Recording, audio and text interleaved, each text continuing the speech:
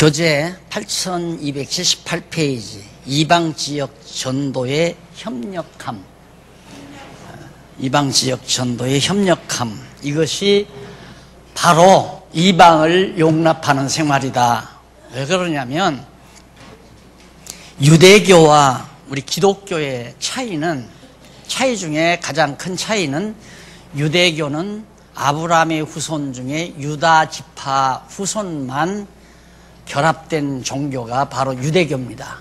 그런데 기독교는 유대인이나 이방인이 다 한마음 한뜻에서 그리스도의 몸을 이루는 것이 기독교고요. 그 차이입니다. 그렇기 때문에 이방을 용납하는 이 생활이라는 것은 머리 대신 그리스도의 뜻을 이루는 가장 아주 중대한 임무를 띠고 있는 거죠.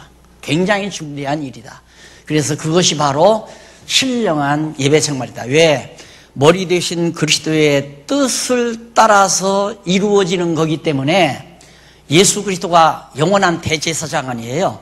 그 영원한 대제사장이 하나님 앞에 영원한 제사를 드리는 거거든요. 그 영원한 제사를 드리는 머리에 따라서 몸들도 움직이는 거란 말입니다. 이것이 바로 신령한 예배 생활이에요. 그러니까 우리가 얼마나 소꿉장난 같은 일을 500년 동안 해온 거예요.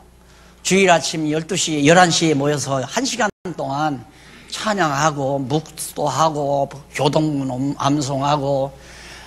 어저께 어느 목사님 만났는데, 목사님 이제 성경신학을 깨닫고 나니까 신학을 몇 년씩 하고 해서도 아무것도 모르고 제가 몇십 년 목회를 해왔다고 이런 얘기를 하는 거예요. 그거 날들 어떡하라고 그래요. 그러니까 지금 답답해 죽겠다는 거예요.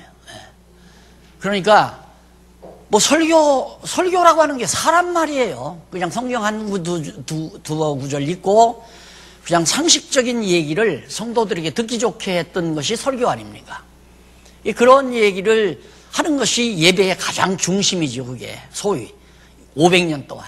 그러니까 개신교 망하잖아요. 유럽에서 망하고 미국에서 망하고 한국 망해요. 이게 개신교 이건 망하게 돼 있어요. 체계적으로 망하게 돼 있어요. 그래서 정말 우리가 이 작은 몸이지만 꿈틀거려 보자 하는 것이 지금 우리의 몸부림 아닙니까?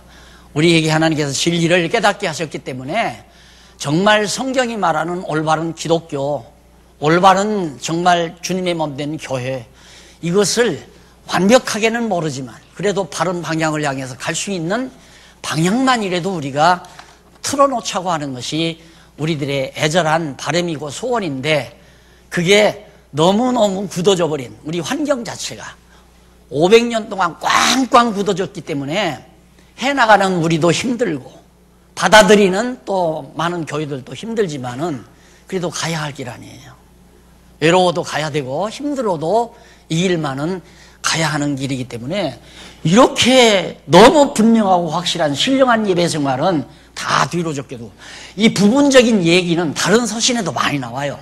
근데 신령한 예배 생활에 대한 종합적인 말씀은 12장, 로마서 12장에서부터 16장까지 아주 깔끔하게 나온다 이 말입니다. 그러니까 이방을 용납하는 생활, 이것이 교회를 이루는, 주님의 몸을 이루는, 주님의 몸을 이루어야 주님 머리 되신 주님께서 제사 드림으로 영원한 제사에 동참하는 생활 아니에요. 우리가 머리가 영원한 제사를 드리니까 그의 몸된 우리들도 영원한 제사에 동참하는 삶인데, 그게 바로 이런 모든 것들이란 말입니다. 그렇게 해서 이방 지역에 전도를 한다고 하는 것, 전도에 협력한다고 하는 건 매우 중요한 일이다.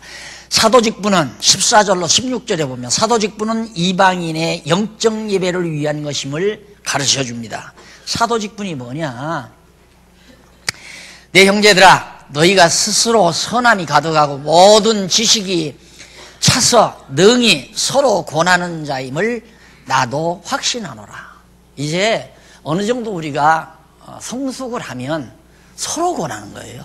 권하는 자가 어떤 딱 정해진 그 사람만 남을 권하는 게 아니라 서로 이런 말씀도 있어, 이런 말씀도 있고, 그러면 내가 이런 얘기를 하면 저쪽에서도 나는 이런 말씀도 있더라고, 이러면서 서로 말씀을 통해서 서로 주고받는 생활이지, 누구 한 사람이 여기 딱 서 지금처럼, 이게 박 목사가 하는 것처럼 박 목사들은 잘났으니까 여기서 늘 가르치기만 하고, 가르침 받는 성도들은 늘 가르침 받는 제자 노릇이나 하고, 그게 아니고 제자가 형제가 되고 형제가 동력자가 되는 거예요.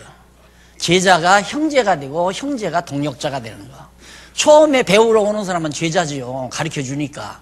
그 다음 가르쳐서 서로 같이 알게 되면 형제가 되는 거고, 형제가 될 뿐만 아니라 좀 자기가 힘이 있어서 자기도 은사 따라서 자기도 행동을 하게 되면 동력자죠. 그 다음에 어떤 사람은 전도하는 일에, 어떤 사람은 봉사하는 일에, 어떤 사람은 가르치는 일에 다 같은 동력자로서 함께 교회를 세워가는 것, 그것이 신령한 예배 생활이다. 이게 바울이 다 가르쳤기 때문에 다 알고, 지식도 알고 선함도 가득하고 다 알지만 거기 보면 이제 선하다고 하는 것이 히브리어, 헬라어 나오죠. 중간쯤에 선하다고 하는 말은 친절로도 번역이 됩니다. 친절. 그러니까 너희가 정말 서로 친절해서, 친절이 가득하고 모든 지식이 차서 능히 서로 권한다. 이 친절해야 서로 권하지, 친절하지 아니하면 네가 뭐 잘났다고, 네가 선생이냐? 그러니까 우리가 그러는 거예요. 일방적으로 자기가 잘하는 것처럼 잘난 것처럼 남에게 말을 하면 상대방이 거부해 버리잖아요. 상대방이 나는 성경을 읽다가 이렇게 깨달았어요. 이런 말씀이 옳지 않은가요? 이렇게 얘기를 해야 상대방도 맞아요. 나도 이런 말씀 듣다가 이렇게 깨달았어요. 하면서 이제 서로가 친절히 오고 가지. 가르치는 사람은 만날 귀족이 돼가지고 늘 가르치고, 가르침 받는 사람은 늘 제자처럼 굽신굽신대면서 배워야 되고, 이게 한국교회가 그동안 해왔던 일이란 말입니다. 그게 성장이 안 돼요. 동력자가 안 생겨요. 동력자가.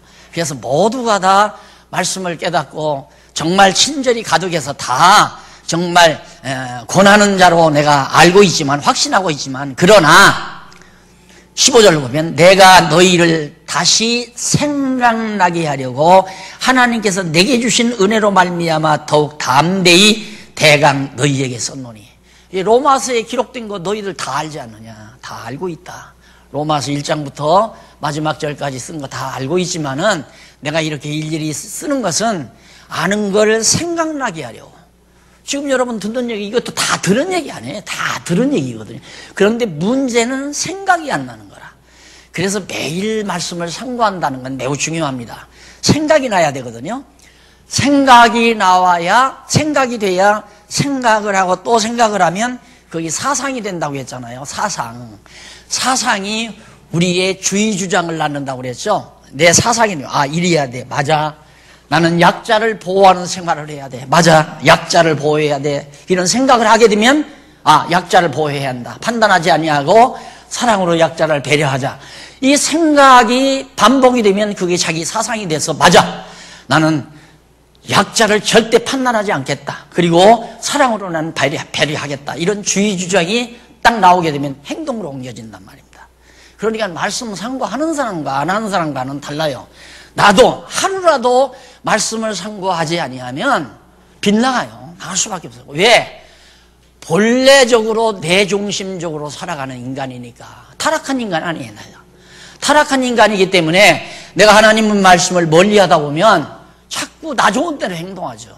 이게 교회도 마찬가지 아닙니까? 교회도 내가 성경을 연구하지 않냐고 이런 말씀에 충격을 안 받았다면 그냥 다른 교회 하듯이 내가 당회장 다 하고 내가 원로 목사로서 딱 대우받고 다 그러면서 그냥 살죠. 그런데 성경을 상고하다 보니까 맞아 이래야 돼, 맞아 이래야 돼, 이러다 보니까 여기까지 온 거 아닙니까? 말씀이 생각나지 아니하면 내 행동이 안 나와요. 그래서 아무리 배웠다 하더라도 또 읽고 상고하고 보고 그러라고 성경을 기록해 놓은 거 아니에요. 하루라도 거르지 말고 성경을 늘 상고하셔야 돼요. 우리는 지금 하나님 살아계신 것도 알아요. 하나님 분명히 살아계시고 하나님이 만세전 다 기도하시라고 하면 다 나와서 그 얘기예요. 창세전에 다 작정해 놓으신 대로 역사를 섭리해 가시는 하나님 아버지, 그걸 다 알면서 왜 내일을 걱정을 해요? 내일 일 걱정한다는 건 앞에 말한 얘기가 허튼 얘기라는 얘기거든요. 하나님이 다 작정하신 대로 모든 역사를 인도해 가신다는 줄 알면 내일 걱정할 것도 없고 욕심 부리는 것도 마찬가지예요. 욕심 부린다고 돼요, 그거에. 욕심대로 안 되는 거거든요. 그런데 우리는 내 뜻대로 안 되는 것 때문에 괴로워하고 몸부림치고 내 뜻대로 해보려고 막 악을 쓰고 독을 먹고 이러다 보니까 몸도 상하고 마음도 상하고 이런 결과가 우리 생활 속에서 나오는 거란 말입니다. 이 말씀을 자꾸 읽고 또 읽고 기억나야 맞아, 내가 이렇게 걱정한다고 되는 일 아니야. 아 맞아, 내가 욕심 부린다고 내 것 되는 거 아니야. 그래서 욕심 부리지 말자, 욕심을 버리자 이 생각이 마음의 평안을 가져오게 만드는 거란 말입니다. 그래서 우리가 지금 이거 다 아는 얘기지만 바울이 다시 이렇게 기록하는 것은 생각나게 하려고 기록을 했다. 아, 난 다 배웠어. 테이프 내가 다 들었어. 16권 내가 다 읽어버렸어. 다 읽었다고 다 된 거 아니에요. 또 읽고 또 배우고 또 상고하고 서로 권면하고.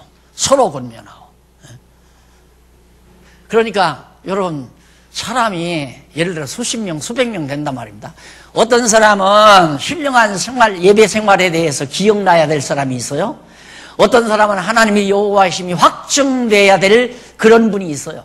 그래서 이제 서로 공부하는 시간도 다르고 또 배워야 될, 자기가 생각나야 될 부분이 다르기 때문에 그래서 가정에서도 자기 스스로 복습해야 되고 교회 와서도 자기가 하고 싶은 공부를 해야 되고 그래서 기억나서 하나하나 성숙해 감으로 온 교회 성도가 믿는 것과 하는 것으로 딱 하나로 연결이 돼야 주님의 몸이 이루어지고 주님의 몸이 이루어져야 영원한 제사장으로 하나님께 영원한 제사를 드리는 그리스도와 함께 신령한 예배 생활을 하며 살 수 있게 되는 것이다. 지금 그 얘기입니다. 바울이 말하는 것은. 그러면서 생각나게 하려고 하나님께서 내게 주신 은혜로 인하여 더욱 담대히 대강 너희에게 썼노니 16절 이 은혜는 곧 나로 이방인을 위하여 예수 그리스도를 모르든 하나님을 경외하지 않던 이방인을 위하여 그리스도 예수의 일꾼이 되어 이방인들에게 복음 증거하라고 바울을 일꾼이 되게 만들어서 하나님의 복음의 제사장 직무를 하게 하사 이방인을 제물로 드리는 그것이 성령 안에서 거룩하게 되어 받으심직하게 하려 하심이라. 그러니까 벌써 이방 지역에 전도한다고 선교한다고 하는 것은 내가 이방 지역의 복음의 제사장이 된 거예요. 예수 그리스도는 영원한 대제사장이 된 거고 나는 내가 선교 회원이다. 그럼 나는 제사장이 된 거라 이 말입니다. 제사장으로 이방 모든 사람들을 제물로 하나님께 드려서 결국 영원한 제사를 드리는 신령한 예배 생활을 하게 만드는 것이다. 꼭 선교 생활만이 그런 게 아니잖아요. 다른 모든 은사 따라서 하는 일들이니까 그것이 주님의 몸을 이루는 하나의 역사라 말입니다. 그걸 누가 다 목사가 앉아가지고 당신은 이거 이만큼만 해, 돈 이만큼만 줄 테니까 이것 가지고 당신의 이거 아니잖아요. 이거 하면 안 된단 말입니다. 절대 안 돼요. 각자의 신앙에 억압을 당하면 안 된단 말입니다. 각자 머리 되신 그리스도께서 선교회원에게 나는 한 달에 10,000원만 전도하는 선교하는 일이 할래. 그 마음 준 대로 10,000원만 내면 돼요. 아니야 나는 50만 원 낼래. 50만 원 내가지고 하는 거예요. 그걸 똑같이 회원이니까 10,000원씩만 내. 이것도 틀린 얘기죠. 하나님께서 각자에게 주시는 은사 따라서 소원대로 하도록 자유롭게 놔둬야 돼요. 그래 교회는 한없이 자유스러워야 돼요. 누가 누구를 억압해서도 안 되고 누가 누구를 지배해서도 안 되고 누가 누구를 자기가 다스려서도 안 되고 자기 수하에 두려고 해서도 안 되고 모두가 우리가 주님 그리스도의 지체이기 때문에 머리가 각자 성도들을 주관해야 진정한 교회지. 대제사장은 한 분이에요. 제사장이 제사장을 지배하려고 하면 안 되잖아요. 선교하는 제사장이 또 봉사하는 제사장이 또 무슨 예를 들어서 구제하는 제사장이 다른 교회를 간섭하려고 해도 안 된단 말입니다. 그건 다 머리가 간섭하는 일이기 때문에. 그래서 교회는 정치가 있어서는 안 된다. 절대 안 돼요. 정치가 있어서는 안 돼요. 교회는 정치가 없는 곳이에요. 정치는 세상 나라, 세상 정권의 정치가 있는 것이지, 교회는 오직 만왕의 왕 되신 그리스도만이 성도들 개개인을 성령을 통해서 다스려가는 것이 신령한 교회고, 그렇게 다스림을 받는 것이 신령한 예배다 하는 얘기입니다. 그래서 거기 보면 하나님의 복음의 제사장이 되어 직무를 하게 하사, 이것도 하게 하사, 직무를 내가 하는 게 아니라 하나님이 하게 해요. 그러니까 하라고 인간이 명령, 왜 당신은 왜 회원이 안 돼? 당신은 왜 전도 회원이 안 돼? 이러지 말라 그 말이에요. 하게 하는 분이 누구냐면 머리 대신 그리스도께서 전도 회원이 되기도 하고, 봉사 회원이 되기도 하고, 구제 회원이 되기도 하고, 후원 회원이 되기도 하고, 자유롭게 절대 강요하지 말고 억압하지 말고, 당신 여기 안 들어오면 왕따 당한다? 이건 폭력이에요. 신앙적 폭력. 절대 권면, 그런 권면은 하지 말아야 돼요. 당신 그렇게 10,000원인도 돈이라고 내? 5만원 내, 5만원. 이것도 안 된다 이 말이에요. 1,000원 내면 어떠고 10,000원 내면 어떠고 5만원 내면 어때요? 하나님 보시기에는 가난한 자의 엽전한 분이 더 커요. 그러니까 이 한 달에 50만원 버는 사람이 예를 들어서 5,000원 냈다. 500만원 버는 사람이 5만원 내는 건, 5만원 내는 건 당연하잖아요. 도리어 50만원 버는 사람이 5,000원 낸 사람 50만원 버는 가운데서 5,000원을 낸 사람이 하나님 보시기에는 더 크죠. 500만원 벌면서 50만원 낸 사람보다, 5만원 낸 사람보다. 그러니까 돈 많고 적은 게 문제가 아니에요. 정말 머리 대신 그리스도께서 내게 소원을 주어서 내가 은사를 시행하고 사는가, 다시 말해서 사명 속에서 사는가, 그게 가장 중요해요. 나는 동력자다. 그럼 뭘로 하는가? 내게 사명이 있는가 없는가, 그걸로 따지면 간단해요. 내게 사명이 있느냐 없느냐, 그거예요. 아이고 다들 하는데 내가 어떻게 하냐, 그건 바보 멍충이에요. 내가 그래서 노후적금 들으라고 했잖아요. 그 돈으로 노후적금 들으라고. 다 하는데 내가 안 하면, 나 안 하면 왕따 당해가지고 딸려올 때도 오는 사람도 없고 아들려올 때도 오는 사람도 없고, 그러면 이거 무슨 창피야. 여기 교회 이거 뭐 친교단체가 아니에요. 그리스도의 몸이지. 그러니까 정말 내 마음속에 오는 사명의식에서 어떤 일이든지 사명감으로 하자. 나는 이걸 위해서 목숨 내낸다. 내 죽인다고 해도 이 일을 한다. 이게 사명이에요. 이게 은사는 사명으로 주어진다. 직업은 돈 안 주면 안 한다. 돈 줘야 하는 게 직업이에요.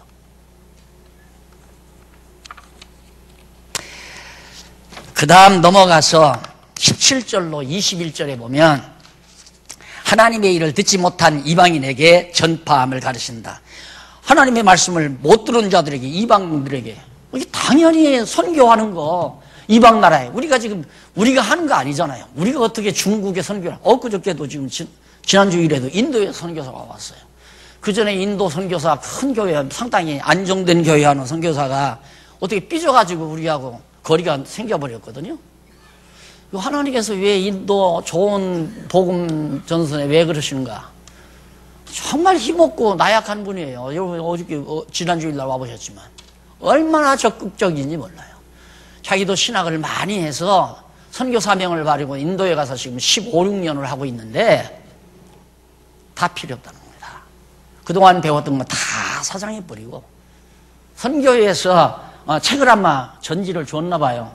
그거 그때 짐이 무거워 다 못 가자고 이번에 다 가지고 가서 계속 지금 공부하고 있고, 그걸로 지금 인도 원주민들에게 힌디어를 그 사람이 잘한대요. 힌디어로. 그래서 힌디어로 교재도 만들고, 그래서 이제 자기가 현지인들에게 그 복음을 증거한다고. 그런 일들이 바로 선교회가 지금 하는 일이니까 영적 예배 잘 드리고 있잖아요. 그런 것이 신령한 예배 생활이에요. 이 일을 그냥 소일 삼아서 하는 게 아니에요. 목숨 내대고 해야 한단 말입니다. 목숨 내대고. 예. 죽어도 나는 이 일만은 한다. 이게 바로 은사 일이고 사명이다. 자, 그래서 거기 17절로부터 21절까지 읽어보시면 아무리 바빠도 다 읽어보십시다. 15장 17절.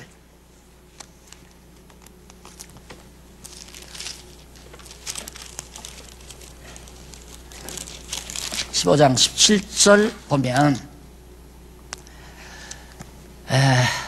그러므로 내가 그리스도 예수 안에서 하나님의 일에 대하여 자랑하는 것이 있거니와 그리스도께서 이방인들을 순종케 하기 위하여 나로 말미암아 말과 일이며 표적과 기사와 능력이며 성령의 능력으로 역사하신 것 외에는 내가 감히 말하지 아니하노라. 하나님이 다 하게 하신 것 외에 나는 말하지 않겠다.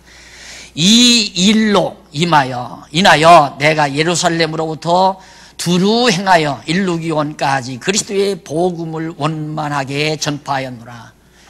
바울이 안디옥으로부터 아세야, 마게도니아, 그다음 아가야 지방 등등 계속 복음을 전교했잖아요. 그래서 이제 이탈리아로 로마로 가고자 하는 그런 뜻을 밝히는 겁니다. 또 내가 그리스도의 이름을 부르는 곳에는 복음을 전하지 않기로 힘썼노니 이는 나무 터 위에 건축하지 않게 하려 한다 하는 내용이 거기 나옵니다. 그런데 거기 남의 터라고 하는 말이 79페이지 중간 문단 바뀐 데 있죠? 문단 바뀐 데에서 5째 줄, 4번째 줄 뒷부분에 보면 나무 터라는 말이 있어요. 그게 이제 헬라어가 거기 나오는데 이는 진리의 다른 기초, 다른 진리 체계, 건축하지라는 말은 다른 진리 체계 등으로, 그러니까 다른 터란 말은 이미 다른 진리가, 다른 잘못된 그런 교리 체계가 자리 잡혀 있는 곳에는 잘 안 받아들여진다 이거예요. 그래서 이방 땅에, 유대인들에게는 모세의 율법이 바탕이 깔려 있기 때문에 유대인들은 복음을 잘 안 받아들여요. 그래서 자기는 이방 땅으로 복음을 증거하게 했다 하는 그런 의도로 그런 내용을 사도 바울이 밝힌 겁니다. 그리고 주의 소식을 받지 못한 자들이 볼 것이요 듣지 못한 자들이 깨달으리라 함과 같으니라. 이 구약 성경에 예언된 대로 이루기 위해서 그런 거다 이 말이에요. 그러니까 주의 소식을 받지 못한 이방인들이죠. 그 다음 볼 것이고 듣지 못한 자들 이방인들이에요. 이들에게 복음이 들어가서 깨닫게 된다. 구약 성경에 이미 그렇게 말씀했기 때문에 자기는 유대인들에게 복음을 증거하는 것보다 이방인들에게 복음을 증거한다. 이방인을 이방 지역 전도 아니에요. 그러니까 남의 터 위에 감리교가 터 잡은 자리에 장로교 목사가 가지 않는다 이런 뜻이 아니에요. 그런데 보통 주석에서 그런 식으로 주석들을 해놨거든요. 그런 것들도 뭐 큰 일은 아니지만 그렇게 여러분들이 바르게 이해하는 것이 매우 중요합니다. 그 다음 넘어가서 22절로 29절까지 보면 서바나 전도에 협력해 줄 것을 바라면서 그 마땅함을 가르치고 있습니다.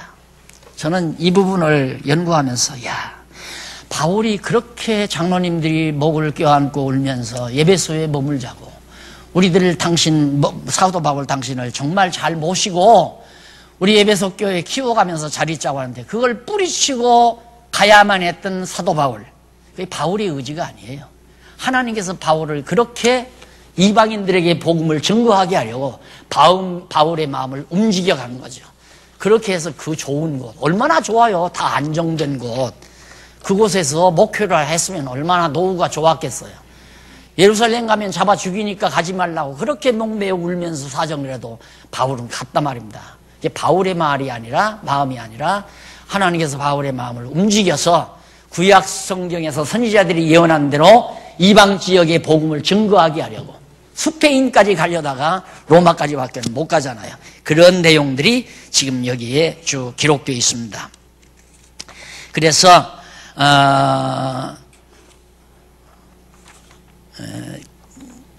그 다음에 넘어가서 15장 30절로 33절 15장 30절로 33절에 보면 82페이지 나오죠. 8282페이지. 동족과 예루살렘 방문 및 로마행을 위한 기도를 요청하고 있습니다. 그러니까 바울이 지금 로마를 가기를 원하는 거예요. 로마를 가기 원하는 건 로마에 가서도 말씀을 전할 뿐만 아니라 로마에 가서 있는 성도들이 예수를 믿고 이미 로마서에 기록된 말씀을 깨달은 성도들이 여기에 당신은 머물지 말고 좀 저 스페인 쪽으로 가서 복음을 증거하시오. 그렇게 좀 선교비를 조달해 주기를 바라는 심정으로 기도를 요청하는 대목입니다. 그러니까 바울은 복음을 가지고 어디 가서 안정해서 살려고 하는 생각이 바울에게 없었어요. 그건 하나님께서 그 마음을 안 준 거죠. 바울은 전하고 가고 전하고 가고 전하고 가고.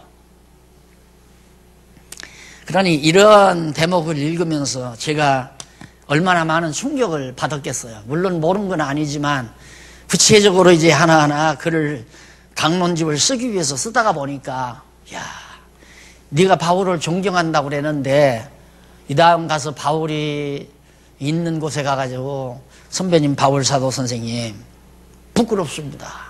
이렇게 할 수밖에 없는, 선배님하고 손 내밀고 악수할 그런 자신이 없었어요. 하나님은 그렇게 바울을 썼는데 나는 하나님이 또 나를 이런 방법으로 썼다 이 말입니다. 그런데 여기서 게으름 부리고 나태하고 여기서 자신의 쾌락이나 추구하고 자신의 향락이나 추구한다면 안 되는 일 아니겠어요? 근데 그런 마음을 하나님이 나에게 주면 나도 할 수 없죠. 인간적으로 빠져들어가서 나 호의호식하고 남들 다니는 여행도 다니고 즐기고 나 혼자 즐기고 쾌락 누리고 살 수가 있겠죠. 근데 그런 마음을 하나님이 안 주는 것만도 다행스럽게 생각하지만, 그래서 마음 먹은 게 뭐냐면 알려주고 끝내자. 알려주고 그대로 뭔가 되기를 바라지 말고 알려주고 끝내자. 되고 안 되는 건 하나님이 하시는 일이다. 알려주는 건 내게 깨닫게 했으니까 알려는 줘야 되잖아요. 그것이 내 남은 여생의 좌우명이에요. 그냥 깨닫게 한 거 알려주고 끝내자. 나한테 당신 배웠으니까 이름 적어내, 등록해. 당신은 우리 교인이야. 당신은 나하고 같이 일해야 돼. 나하고 동력자니까 내게 협력해야 돼. 이것도 다 어리석은 짓이더라고요. 그것도 다 어리석고 미련한 짓이에요. 패거리 만들지 말고 누구든지 원하면 알려주고 끝내자. 그렇게 많은 목사님들이 저한테 막 다가오다가 멈칫멈칫하는 이유가 박 목사 이상하다. 어떻게 보면 교만한 것 같고 어떻게 보면 순수한 것 같고, 눈 제대로 뜬 분은 참 박 목사님 순수하다 이거예요. 근데 눈을 잘못 뜬 분은 저 자만한 거 아닌가? 성경 좀 깨달았다고? 왜? 이쯤 되면 서로 전화 연락하고 막 친교를 맺고 막 가까이 하고 할 건데 그게 전혀 없으니까, 전혀 하지 않아요. 알려주고 끝내버리니까 또 오든가 말든가 공부를 하든가 말든가 그건 내 책임이 아니라 알려주고 딱 끝내버리니까.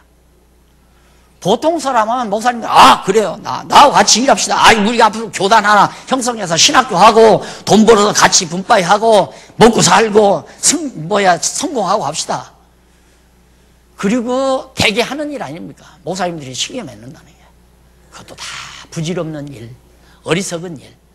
그냥 하나님께서 깨닫게 했으니까 알고자 하는 사람에는 아낌없이 목소리가 나오는 날까지 알려주고 딱 그걸로 끝낸다. 그렇다고 해서 막 완전히 인간적으로 냉피동물처럼 살자는 얘기 아니에요. 간단해요. 알려줬다. 신랑이 너무 좋다 이분이. 나는 중매고 여기는 신부고, 야 처녀야 여기 신랑감 굉장히 좋은 신랑감 있어. 딱 소개해주고 끝난다 이 말이에요. 그럼 나 그리스도 안에 있지, 자기 그리스도 안에 오지. 여기서 떨어질래야 떨어질 수 없는 관계가 되는 거죠. 그리스도 안에서 직접 관계를 맺으면 언제 실망을 해도 실망한다 이 말이에요. 왜? 인간이 다 흠집이 있잖아요. 인간마다 다 흠집이 있단 말입니다. 흠집 보이기 시작하면 도리어 적수가 돼버려요. 인간끼리 상대를 하다가 보면. 그리스도 안에 들어가면 다 세마포 옷 입고 만나니까 다 덮어지잖아요.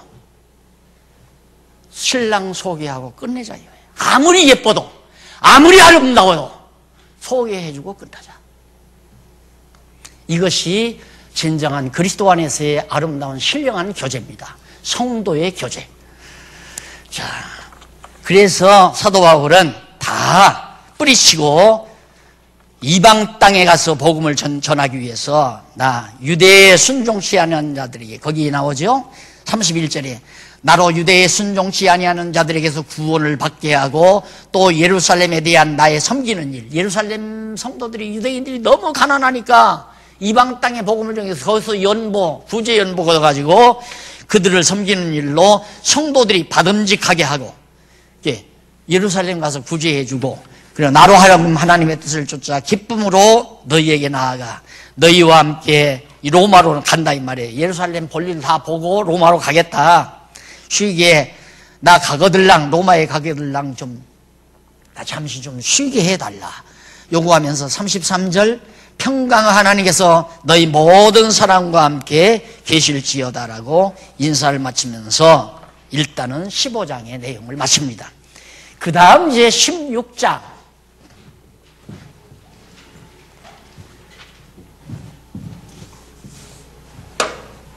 16장에는 다섯 번째죠. 한쪽 가로 다섯 번째, 교회를 세워가는 생활.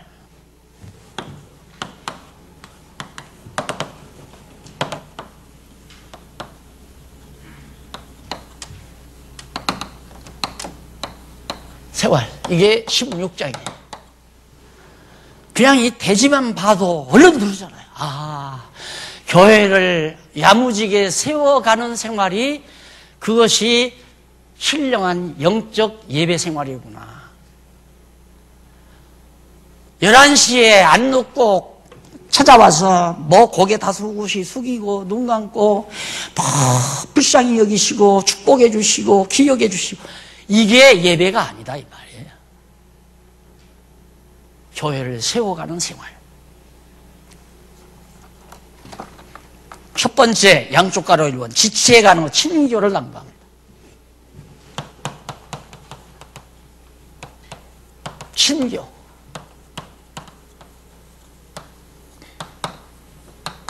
교회 세우는 게 뭐예요? 성도와 성도끼리 친하게 친교하는 거예요. 서로 교제를 나누는 거예요. 어디에서? 여기서. 그리스도 안에서 교제 나오지, 그리스도 밖에서 저들끼리 교제하다가 보면 파당이 돼버리고 인간 집단이 돼버리고 이것이 교회를 허는 행위가 되고 그리스도에게서 잘라지는 행위가 되고 안 된다 이거예요. 이건 어리석은 일이다. 교회를 허는 일이다 이 말.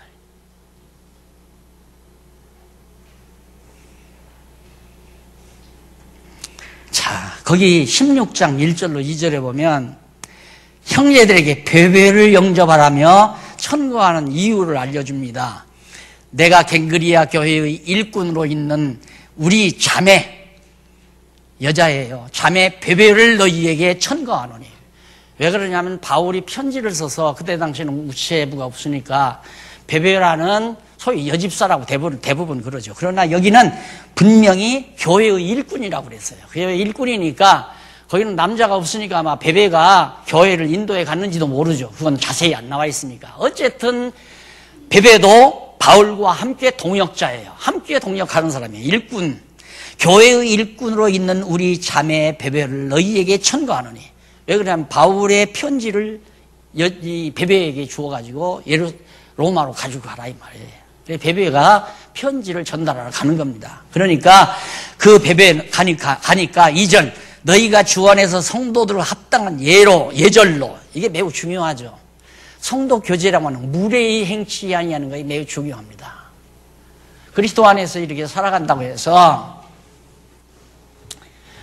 무례하게 예의 없이 서로가 하다 보면 하나가 상처를 입어요. 예를 들면 만날 때마다 가만히 보면 밥값을 거기다 지워버리고 자기는 밥값 하나도 안 낸다 이거야. 그것도 무례한 일이죠. 안 그래요?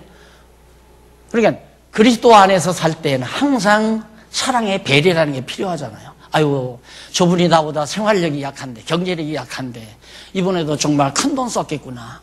아, 내가 하여튼 전략을 해서라도 내가 언젠가는 또 답례를 해야지. 이런 생각을 하고 사는 것이 무례 행치 아니야. 그래, 그리스도 안에서는 한 번 사귀면 그리스도 밖으로 떠나가면 헤어지겠지만 그리스도 안에서 어떻게 헤어져요? 그리스도 안에서 사귀면 헤어질 수가 없는 거예요.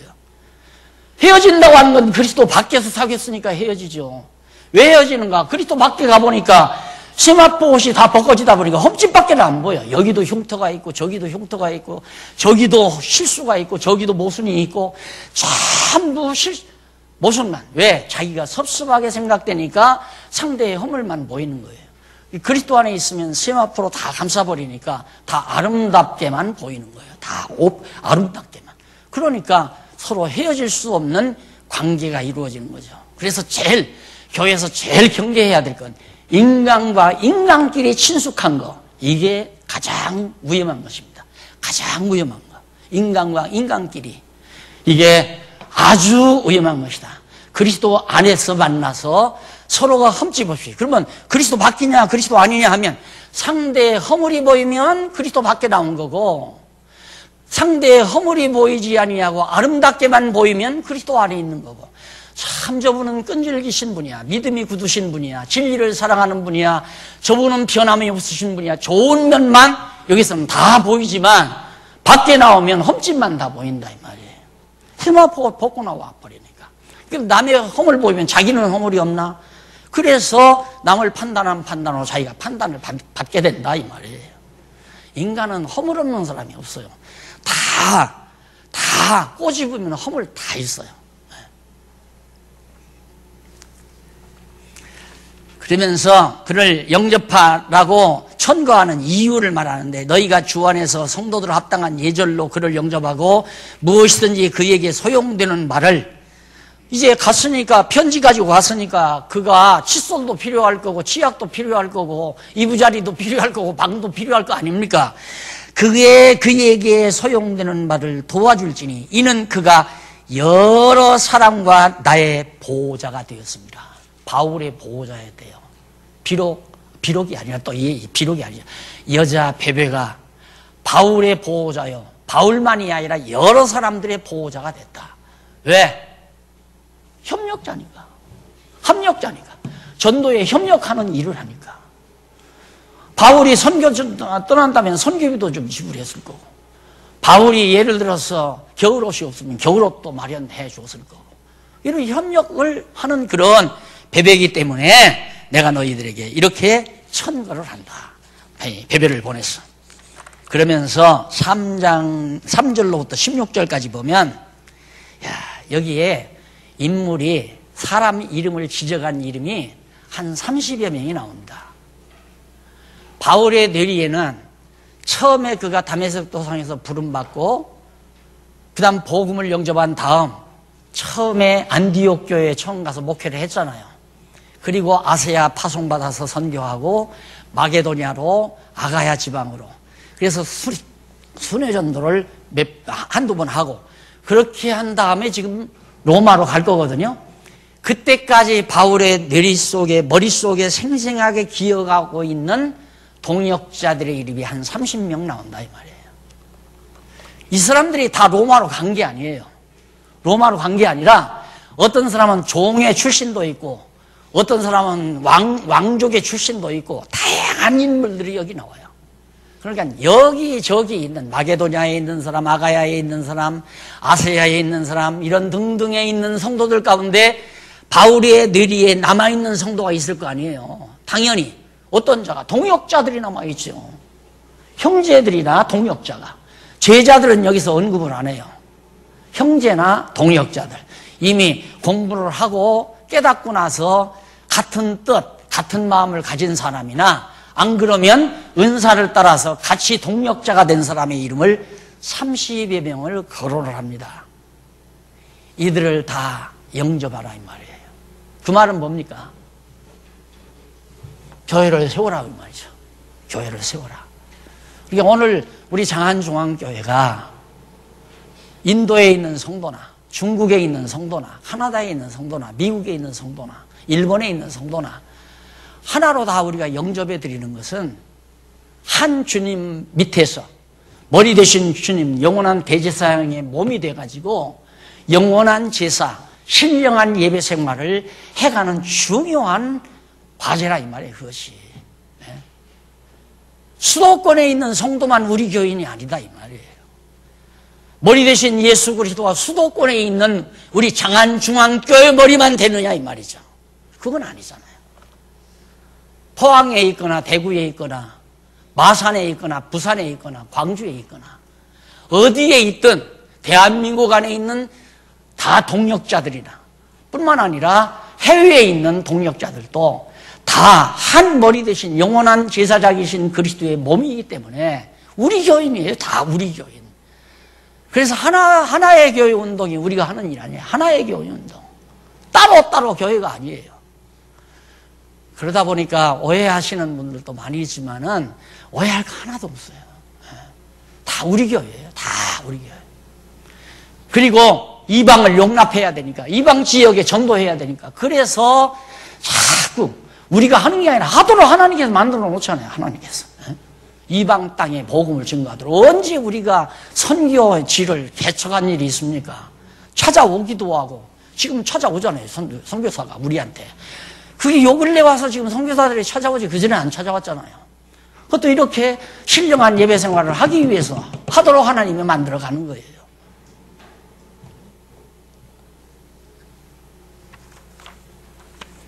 그래서 여기 한 30여 명의 바울의 내리 속에 있는 사람들이 소개된다는 건 매우 중요한 일입니다. 그 다음 30절로 33절에 보면 동족과 예루살렘 방문, 로마행을 위한 기도를 이거 왜요?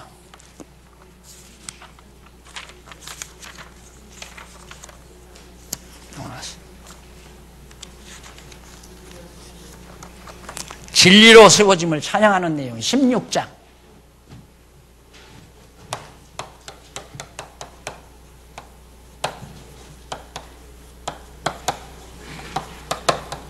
찬양. 교회가 뭘로 세워지는 거야? 진리로 세워져요. 진리로. 다른 걸 우리 인간적인 신교로 세워지는 게 아니에요. 사람들이 파당 조직한다고 해서 교회가 세워지는 거 아니에요. 진리로 세워지는 거예요. 아는 것과 믿는 것이 하나 되는 것으로 세워져요. 그래서 내가 누누이 공부 안 하려면 여기까지 안 와도 된다고 한 말이 그래서 그러는 거예요. 공부를 해야 한 마음 한 뜻이 되지. 같이 알고 같이 믿어지니까 하나 될 거 아니에요. 그래서 여기 진리로 세워짐을 찬양하는 내용이 17절로 20절 나오는데 91페이지 교훈을 거스려 분쟁을 일으키는 자를 경계해라. 성경 사도 바울이 지금 올바른 복음 진리를 가르쳐 놨는데 거짓 선생들이 따라 들어가가지고 로마에 들어가가지고 자꾸 휘젓는 거예요. 바울의 말이 다가 아니다. 그 틀려먹었다. 너희들 율법 안 지키면 안 된다. 아무리 예수를 믿어도 할 일도 해야 되고 그러지 않으면 절대 천국 못 간다. 이런 식으로 자꾸만 성도들을 갖다가 이간 붙이고 성도들을 혼란을 일으킨다 이 말이에요. 그런 자들에게서 떠나라고 그랬는데 떠나라는 말은 밖으로 나가라는 얘기가 아니라 거기 떠나라는 말이 무슨 뜻인지 한번 살펴보고 92페이지에 보면 8292페이지 위에서 여섯째 줄에 보면 그레스톨로기아라는 말이 있어요. 이것이 뭔 얘기냐? 공교하고라는 말인데 그게 이제 무슨 뜻이냐면 말뿐인 말, 선을 가장한 그럴듯한 말, 그러니까 아주 그냥 말 시간이 있어가지고 누가 들어도 깜빡 넘어가도록 그렇게 말을 한다 이 말이에요. 진짜 말처럼. 근데 말뿐이에요. 진실이 없는 말뿐이에요. 허상이란 말입니다. 거짓말. 그게 거짓말 잘하는 사람은 꾸미기를 잘 꾸밉니다. 앞뒤 그럴듯하게 다 꾸며요. 그러니까 다 쏘가는 거 가는 거죠. 그 유대인 거짓 선지자들이 그 짓을 했잖아요. 그래서 교회를 이간 붙이고 교회를 파탄시키고 교회를 세우는 게 아니라. 그래서 사도 바울이 이제 그런 자들에게서 떠나라는 말을 하죠. 떠나라. 떠나라고 하는 그 말은 죄송합니다. 저 뒤에 나오나요? 네. 벗어나라. 거기 나오죠. 벗어나라. 여기 91페이지 줄 바꾸기 전에 나오죠. 줄 바꾸기 전에 곧 형제들의 영혼을 죽음의 함정으로 끌어가는 자들을 말하는데 이런 자들과는 교제를 나누지 말고 경계하여 벗어나라. 예, 여러분 아주 간단합니다. 교회 와서 내 마음을 편안하게 하는 자와 내 마음을 불안하게 하고 화나게 하는 자 있잖아요. 교회 오면 언제든지 나를 화나게 만들고 분나게 만들고 내 생각을 혼란스럽게 만드는 거 그건 정상적인 게 아니죠. 정상적인 거. 설령 잘못된 일이 있더라도 다 인간이기 때문에 그럴 수 있는 거야. 우리도 그렇게 살잖아. 이해하고 우리들이 사랑으로 배려해야 된다고 이렇게 해야 사람들의 마음이 편안해지지. 자꾸 들추어가지고 흠집도 없는 걸 흠집 만들어서 자꾸 사람들을 괴롭히면 교회가 시끄러워지고 번잡해지고 그럴 거 아니겠어요. 그래서 그런 자들과는 가능만 하면 사귀지 말아라. 가까이 하지 말라고 말이에요. 가까이 하면 물드니까. 자, 이렇게 해서 16장 20절까지 나왔고요. 그 다음 21절로 24절에 보면 동력자 및 친척들의 로마 형제에 대한 문안을 밝혀줍니다. 여기 다시 나의 동력자 디모데와 나의 친척 누기오와 야손과 소시바더가 너희에게 문안하느니라. 바울의 머릿속에는 자기의 동력자, 기억나는 동력자, 앞에서 한 30여 명 됐죠? 여기서 한 서너 명 또 나와요. 근데 친척이란 말이 동족이란 말과도 같아요. 동족. 같은 유대인이라는 의미도 되고 또 바울과 실상 가까운 친척이 있을 수 있죠. 왜 그러냐면 복음이라는 게 이렇습니다. 예를 들어서 큰아들이 하나 받았잖아요.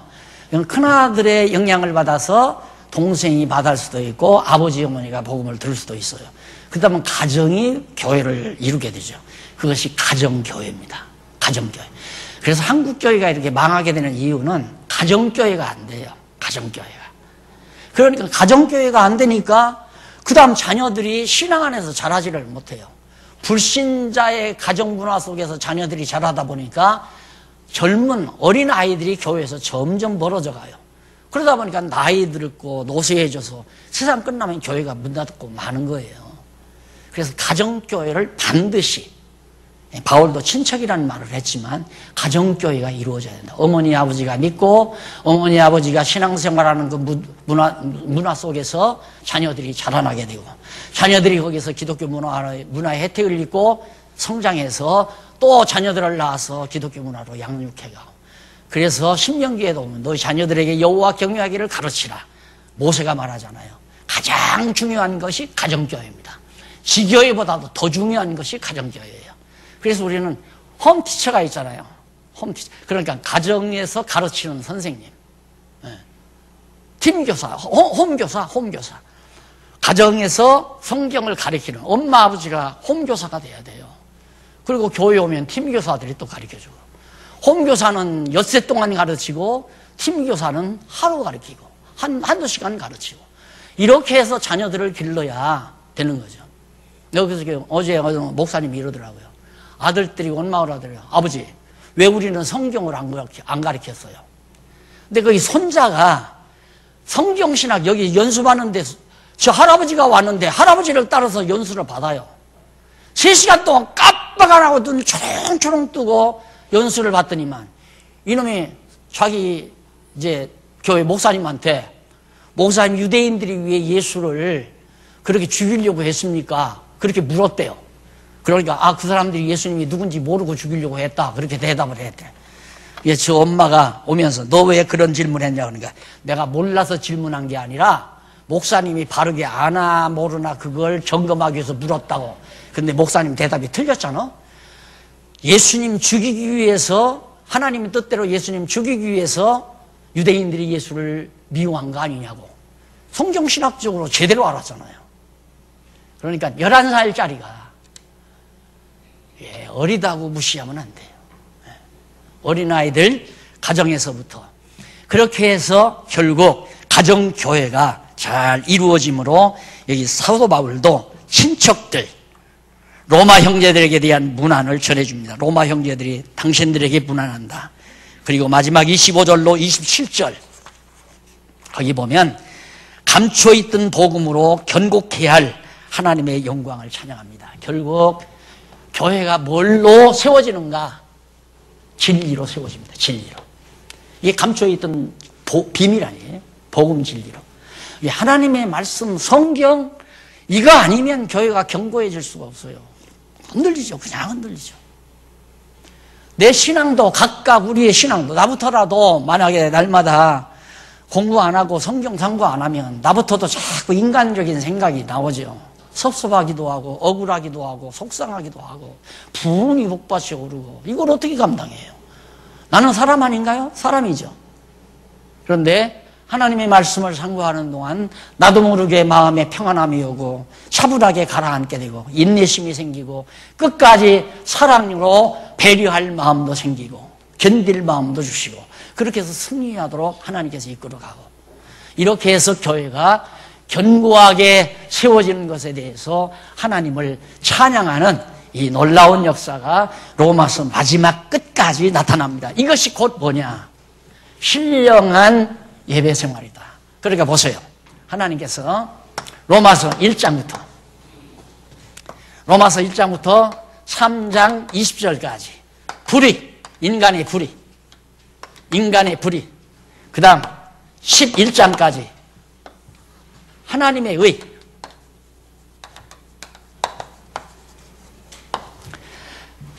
철저히 불의하고 흠집 많은 우리 인간들에게 하나님이 의가 나타나서 의를 힘입혀가지고 의인 만들어서 여기 12장부터 16장까지 예배생활 하나님이 죄 가운데 가두어서 전부 불의하게 만들어 놓으셨다가 하나님의 의로 의인 만들어서 하나님 앞에 신령한 예배생활을 하게 하신다. 이게 복음이다 이 말이에요. 하나님이 하셔요. 인간 나불대면 안 돼요. 인간이 설쳐되면 안 된다 이 말입니다. 하나님이 다 이끌어 가십니다. 모두 이끌어 가십니다. 하나님 안 믿어지면 설치면 돼요. 아, 하나님 못 믿겠다. 내가 다 해야지. 하나님 나 하시는 일 나 못 믿겠다. 내가 열심히 해서 내가 해야지. 이러다 보면 이제 인간이 나타나게 되고 권력이 나타나게 되고 힘이 작용하게 되고 인간의 추악한 모든 것들이 다 드러나게 되고 그렇게 해서 많은 사람들이 상처를 입고 힘을 잃게 되고 그런 결과를 가져오게 되는 겁니다. 물론 그것도 하나님이 그렇게 하게 하시는 거죠. 해서 결국 인간의 힘으로 안 되고 하나님의 힘으로만 하나님의 능력으로만 신령한 예배가 드려지게 하신다는 걸 깨닫게 해서 살아계신 여호와 하나님만을 의지하고 살게 하시려는 것이 하나님의 놀라운 살아있는 역사라는 거 기억하시면서 로마서의 간단한 최종적 결론 간단하잖아요. 아, 하나님이 다 불의 가운데 있게 했다가 당신의 의로 의인 만들어서 의인으로서의 신령한 예배 생활을 하게 만드신다. 그래서 전폭적으로 우리가 하나님을 의지하고 그리스도의 지체로서 살아갈 수 있도록 역사하시는 하나님 오늘 또 확인했습니다. 여호와 하나님 기억하시고 마음의 진정한 하나님의 평안과 평강과 기쁨이 이 예배 생활을 통하여 세워진 교회 이 교회 안에서 하나님의 나라 안에서 평강과 기쁨을 누리는 참 성도의 생활이 우리 가운데 이루어지는 것이 하나님의 은혜로 되어진다. 기도하십시다. 자비로우신 아버지 하나님 감사합니다.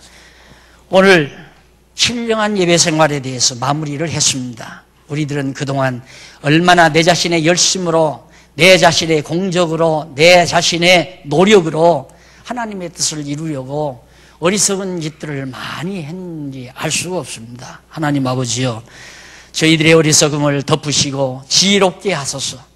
만사를 불의한 우리를 불의 가운데 두었다가 의를 힘입혀 신령한 예배 생활을 살아가도록 인도하시는 여호와 하나님만을 의지하는 슬기롭고 지혜로운 성도들 되게 해 주시옵소서. 예수님 이름으로 기도드립니다. 아멘.